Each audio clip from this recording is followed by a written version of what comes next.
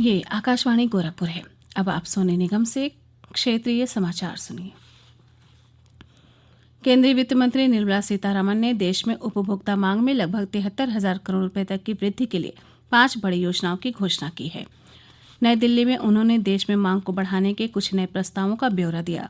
उन्होंने बताया कि नए प्रस्तावों के तहत मांग में वृद्धि के लिए एलटीसी कैश वाउचर और फेस्टिवल एडवांस दिया जाएगा। वित्त मंत्री ने बताया कि केंद्र और राज्य सरकारों द्वारा पूंजीगत व्यय के लिए अतिरिक्त 37,000 करोड़ रुपए दिए जाएंगे। उन्होंने बताया कि सरकारी कर्मचारियों को एलटीसी की 2018-21 ब्लॉक अवधि के लिए 10 दिन की छुट्टी के बदले नकद भुगतान किया जाएगा और पात्रता के अनुसार यात्रा किराया दिया जाएगा। वित्त मंत्री ने कहा है कि केंद्र उन राज्यों को ऋण लेने में मदद करेगा जो जीएसटी राजस्व नुकसान की भरपाई के लिए प्रस्तावित उधारी विकल्प अपनाना चाहते हैं। राज्यपाल आनंदीबेन पटेल ने कहा है कि नई शिक्षा नीति का उद्देश्य बच्चों को रुचिकर और संस्कार युक्त शिक्षा देना है।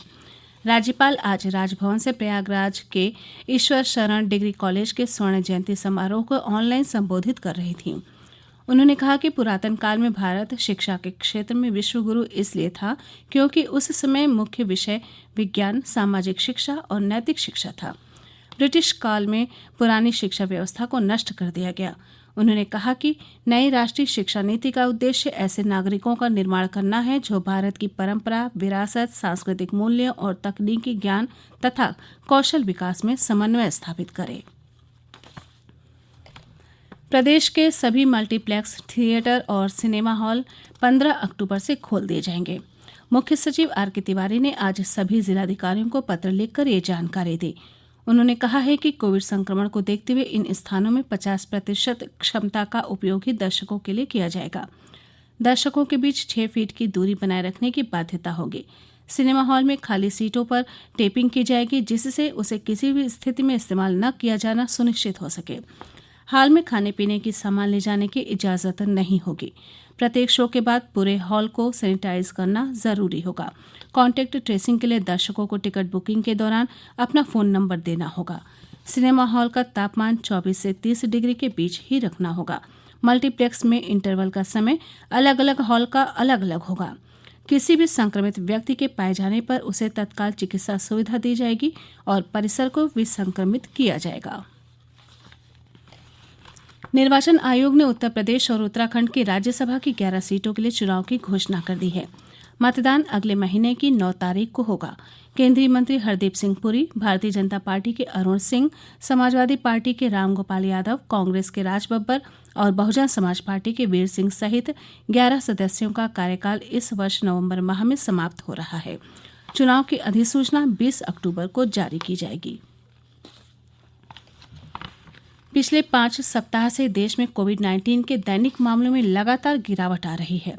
लगभग 1 महीने पहले कोविड महामारी के दैनिक मामलों की संख्या करीब 90,000 थी, जबकि पिछले 24 घंटों में कोविड-19 के केवल 55,000 नए मामले सामने आए हैं।